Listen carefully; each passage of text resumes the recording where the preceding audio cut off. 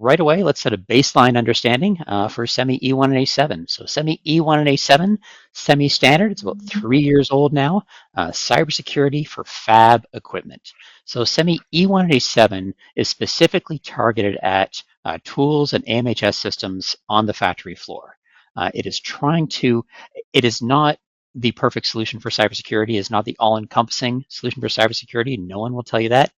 What we are trying to accomplish with this standard is to set a baseline, to set a minimum for any tool coming into the factory and trying to make sure it's got that minimum level of security, both in the initial design and in the capability of being upgraded and maintained over a long period of time so that our factories can be more secure.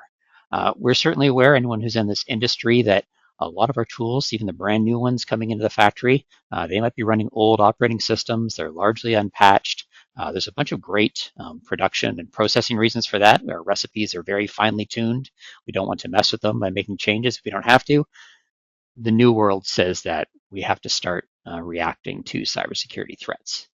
So SEMI E187, it's got a set of 12 different security requirements. They are blocked out into 4 different categories. You can see them on the screen here. They deal with operating systems, network security, endpoint protection, that's kind of malware and vulnerability scanning, as well as security monitoring. So these 12 different requirements specify what OEMs, what equipment makers are expected to do in the design of their tool before it is shipped to the factory. The initial version of E187, the one that's approved, the one that's out there right now, is fairly narrow in a lot of ways. So the initial version only deals with factory equipment that is running either Linux or Windows. So it is not applying to PLCs, IoT devices, host-level systems like your MES or a factory-level APC system, SCADA systems. Those are not included in E187. Cybersecurity is vast. The scope is enormous. It's almost endless. Very deliberately, the E187 group tried to make this as narrow as they could. So we're focusing on, I was going to say one problem at a time. Maybe we're focusing on 5 problems at a time, but a limited subset. This standard is available for purchase in the SEMI store.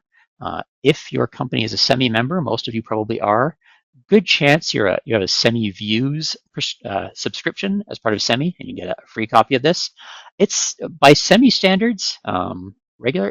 This is a fairly easy to read, so it's only about 7 pages, fairly common English. You can actually sit down and read this over a cup of coffee. The devil's in the details, though. The specifics and what it implies can actually be quite large. So just because you can read it quickly doesn't make it simple.